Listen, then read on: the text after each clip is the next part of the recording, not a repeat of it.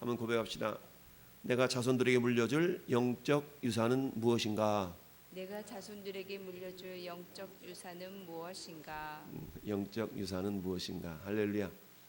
자, 우리 부모님들 어떻게 해서든지 자신들의 자식들에게, 자손들에게 좋은 거 물려주려고 많이 애쓰죠. 그 가운데 특별히 우리 한국 문화에 있어서는 그 장손들, 장자들에 대한 관심이 유별나죠. 뭐 잘한 것도 없는데 장자라는 이유만으로 뭔가 온갖 가지 관심을 다 이렇게 쏟아붓는 경우가 많이 있습니다. 우리 집안만 말해도 5남매 가운데 장자가 여자인데 자식 취급도 않죠. 그리고 오직 남자들만 장자 취급받고 그런 상태인데 알지도 못했는데 부모님이 장자한테 유산을 다 물려줘가지고 뭐 그런 일도 있고 그러더라고요. 다행히 자식들이 쌈박질할 유산이 많지가 않아서 다행이긴 한데 뭐 밭대기 있는 거, 뭐 집 터 뭐 이런 거 언제 그랬는지 장자한테 다 물려줬더라고요. 나중에 지난 거 보니까 그렇게 돼 있더라고요. 그래서 야, 이건 뭐 자식들한테 상의도 않고 이렇게 장자를 앞세고 물려줬구나. 그렇다고 해서 자식들이 막 대들고 그럴 수도 없고 그냥 그러려니 하고 지금껏 우리가 살고 있는데요. 근데 그래놓고 보니까 나중에 문제가 발생해가지고 그런 일이 발생하고 있는데 어찌하든 자, 그런 모습입니다. 여러분 가나안 그 요단강을 중심으로 해서 요단 동편과 요단 서편 이 땅 분배에 대한 얘기가 계속 나타나고 있죠. 요단 동편은 모세가 아직 사역하고 있을 때에 요단 동편은 루벤 지파와 갓 지파와 므낫세 절반 지파에게 이미 할당이 되어졌고요. 그리고 요단 이제 서편으로 넘어와서 요단 서편에서는 가장 먼저 분배받은 지파가 무슨 지파? 유다 지파. 할렐루야. 유다 지파였어요. 그러니까 유다 지파에 갈렙이 속한 거죠. 유다 지파에게 땅 분배 내용이 쭉 기록이 되어 있습니다. 그리고 유다 지파 다음에 지금 또 16장이 넘어가 보니까 어느 지파가 나와요? 에브라임 지파가 나와요. 야, 그럼 에브라임 지파는 누구예요? 결국 요셉 지파죠. 요셉 지파. 에브라임은 므낫세와 에브라임 이 두 지파가 요셉 지파지 않습니까? 그러니까 지금 성경은 주로 여호수아에 나타나고 있는 땅 분배의 내용들에 대해서 여러분 관심을 가지고 있는데 그 관심의 내용을 보면 주로 유다 지파와 에브라임 지파에 대한 이야기가 굉장히 많습니다. 왜 그럴까? 왜 이 유다 지파와 에브라임 지파에 대한 이야기가 굉장히 많을까? 여러분 유다는 야곱이 낳은 12아들 가운데 네 번째 아들이거든요. 루벤, 시므온, 레위, 그 다음에 유다가 네 번째 아들이에요. 그 네 번째 아들임에도 불구하고 창세기 49장에 야곱이 자기의 12아들을 축복하는 축복의 내용을 보면 유다 지파에 대한 축복의 내용과 요셉 지파에 대한 축복의 내용이 엄청 길어요.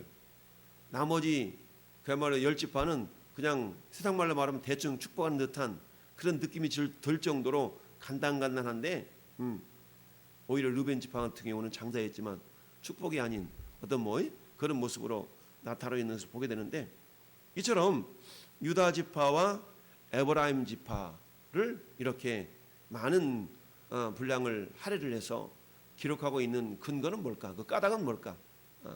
성경은 우연히 기록된 책이 아니라고 그랬죠.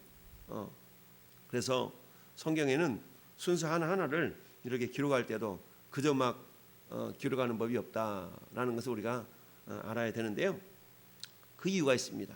그 이유가 있는데 자, 유다 지파는 비록 야곱의 네 번째 아들로 태어났지만 유다의 역할을 보면 굉장히 야곱이 힘들고 어려울 때마다 희생을 이렇게 희생을 자청했던 그런 어떤 믿음을 아버지에게 보여주었던 그런 아들이 유다예요. 여러분, 자, 요셉이 형들의 미움을 사서 어때요? 이제 저 애굽에 가는 그 상인들에게 팔아 넘기기 전에 요셉을 어디에 일단 웅덩이에다 구덩이에다 이렇게 던져 넣잖아요. 그때에 유다가 뭐라고 그랬습니까?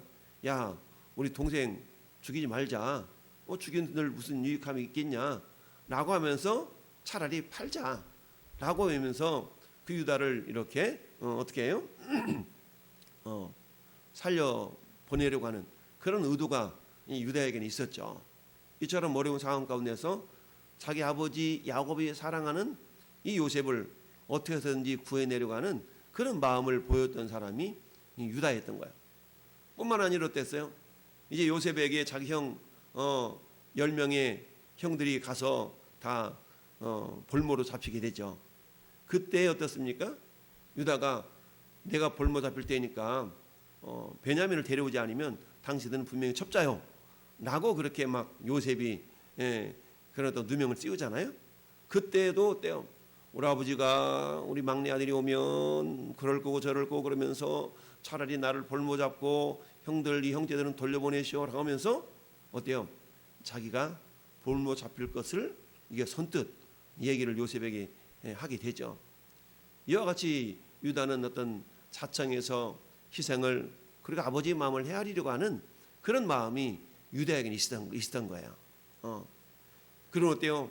가나안 땅에 와서도 아버지 지금쯤 아버지 허락했더라면 2번쯤이나 갔다 왔을 거예요. 만약에 가서 우리가 돌아오지 않는다면 내 아들 내 자식 저 두 놈을 아버지가 마음대로 하세요. 이럴 정도까지 그 아버지의 마음을 헤아렸던 그 아들이 유다였던 거죠. 여러분 우리가 자식들이 요즘에 1명 2명 낳지만 예전에 자식 7남매 8남매 이렇게 자식들을 낳을 때에 유별나게 또 부모님을 걱정하고 생각하고 이런 자식이 있죠. 물론 대부분 우리 한국 전통 문화 가운데서 장자가 그런 역할을 하기도 하지만 또 오히려 그렇지 않냐고 그 많은 자식 가운데 유별나게 또 부모님 걱정을 하는 그런 자식들이 있는 것을 보게 되는데 야곱의 아들들도 역시 그랬다라는 얘기죠. 그러다 보니까 야곱의 마음 가운데에 야 그래 유다 너는 그래 내가 그야말로 넷째로 태어났지만 네가 내 마음을 그렇게 헤아렸구나 라고 항상 마음 가운데에 품고 있었던 거죠. 그러다 보니까 마지막 야곱이 이제 내가 하나님이 나를 불러서 갈 때가 다 됐는데 얘들아 다 모여라 내가 너희들이 앞날을 위하여서 축복하마 라고 축복하는데 여러분 유다를 축복한 축복의 내용을 우리는 한번 생각해 볼 필요가 있는데 한번 넘어가 볼까요? 창세기 49장 넘어가면 야, 이 야곱이 유다를 어떻게 축복하는 건 보세요.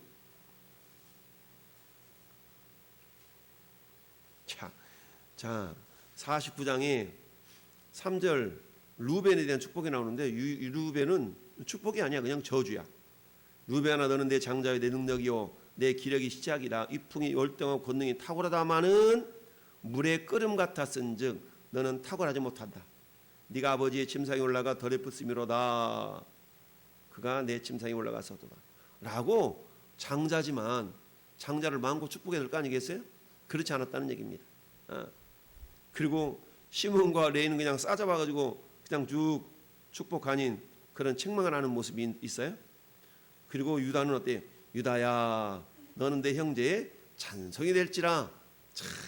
그러면서 네 손이 네 원수의 목을 잡을 것이고 네 아버지 아들들이 네 앞에 절할 거고 유다는 사자 새끼 같고 내 아들아 너는 움킨 것을 찢고 올라갔다.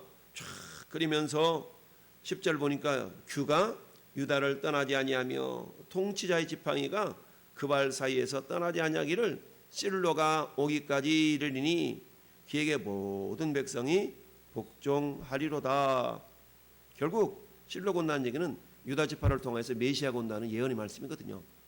이처럼 유다가 이처럼 아버지 야곱에게 엄청난 축복을 받습니다.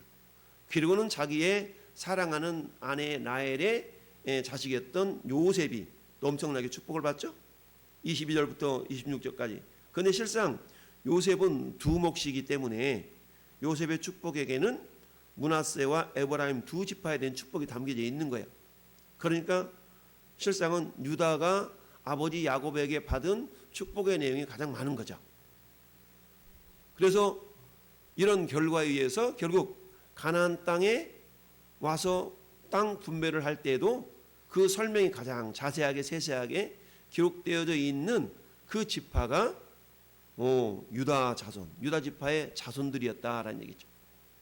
뿐만 아니라 어때요? 또 요셉 자손에 대한 축복도 엄청나잖아요. 그 요셉 자손도 두 몫을 감당했으니까 그 두 몫, 므낫세와 에브라임, 결국 야곱이 자기 12아들을 축복하는데 가나안 땅에 정착을 딱 하면서 정복 전쟁과 정착 전쟁을 통하여서 그들에게 분배된 땅의 내용도 유다 지파 땅이 가장 크거든요. 그리고 요셉 자손이었던 에브라임과 므낫세 지파 땅도 굉장히 크죠. 이런 걸 봅니다.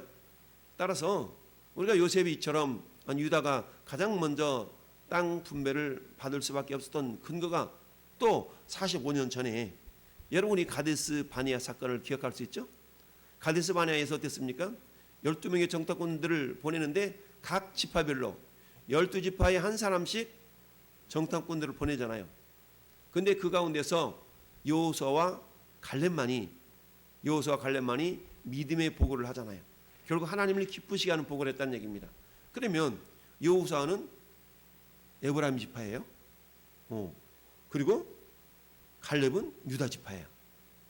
그러니까 야곱이 자기 12아들을 축복했던 축복의 내용 그대로 가나안 땅을 정탐하는 그 12지파의 어떤 그 지휘관들의 그 믿음의 모습도 그대로 나타났던 것을 우리가 이렇게 추적해 볼 수가 있는 겁니다. 그리고는 어때요? 이제 가나안 땅에 들어와서도 역시 어때요? 하나님께서 이처럼 여호수아를 통해서 땅 분배를 이루어가는 그런 과정에 있어서도 하나님의 관심이 유다 자손과 에브라임 자손이 있었다는 얘기예요. 여러분, 나중에 결국 이 가나안 땅이 어떻게 남과 북으로 나눠집니까? 남쪽은 유다 자손을 중심으로 해서 정통성이 있는 그런 다윗 왕국을 이루잖아요. 그리고 북쪽은 어때요? 10지파로 나눠져 있지만 그 가운데는 중심적인 지파가 에브라임 지파였던 거예요. 이처럼 하나님의 축복, 즉 야곱을 통하여서 자기 자손들을 이렇게 축복했는데 그 축복은 당대에 이루어지지 않는다 할지라도 그 자손들에게 하나님의 적절한 때에 그대로 이렇게 이루어져 왔다라는 것을 우리가 알 수가 있습니다. 즉 하나님의 축복은 결코 땅에 떨어지지 않는다. 하나님 하신 축복은 반드시 이루어지는데 당대에 이루어지지 않는다 할지라도 그 약속이 반드시 자손들을 통하여서 이렇게 이루어져 왔다라는 것을 우리가 보게 됩니다. 오늘 유다 자손의 기업이 전체가 몇 성읍이었어요? 122성읍 정도 이렇게 지금 나타나고 있는데요. 이 유다 성읍의 유다 자손들의 그 지금 기업이 전체 네 권역으로 나눠져 있는 것을 보게 돼요. 21절에는 유다 자손의 지파들의 남쪽 끝 에돔 경계에 접근한 성읍들은 이러이러합니다 라고 남쪽 경계, 저 유다의 남쪽 부분에 대해서는 이러이러한 성읍들을 분배받았다. 이게 32절에 29성읍이라고 설명하고 있는 실제적으로 세보면 36성읍이고 36개 성읍이거든요. 이것은 아마 기록의 오류라라고 이렇게 지금 우리가 학자들이 생각하는데요. 어찌하든 그리고는 33절 보면 평지에는 그러고 있죠. 평지에는 33절부터 47절까지 모두 42개의 성읍에 대한 기록이 나타나 있고요. 그 다음에 46절부터 60절까지는 산지는 이렇게 하면서 38성읍이 기록되어 있습니다. 그리고는 61절부터 62절 2절은 광야에는 이라고. 그러니까 유다에게 분배받았던 땅이 굉장히 좋은 땅이었어요.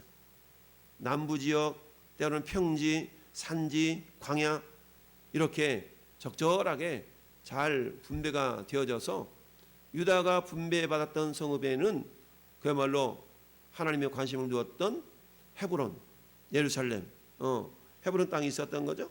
헤브론에 대해서는 여러분들이 말씀드렸던 것처럼 어때요? 그것은 다윗이 7년 6개월 동안이나 초기에 왕정을 세웠던 그곳이었다라고 우리가 알 수가 있죠. 그래서 정말 하나님께서 이 유다 자손들에게 야곱을 통해서 주셨던 그 축복이 당대에는 이루어지지 않았다 할지라도 그 후대에 자손들에게 그대로 이루어져 가는 것을 본다라는 얘기죠. 그렇다면 오늘날 저와 여러분들에게 오늘 본문이 무엇을 말씀하고 있는 것일까? 그것은 우리가 유다의 입장이 될 수도 있겠죠. 또는 우리가 어때요? 유다 자손들의 입장도 될 수가 있겠죠. 만약에 우리가 유다 입장이라 그러면 어때요?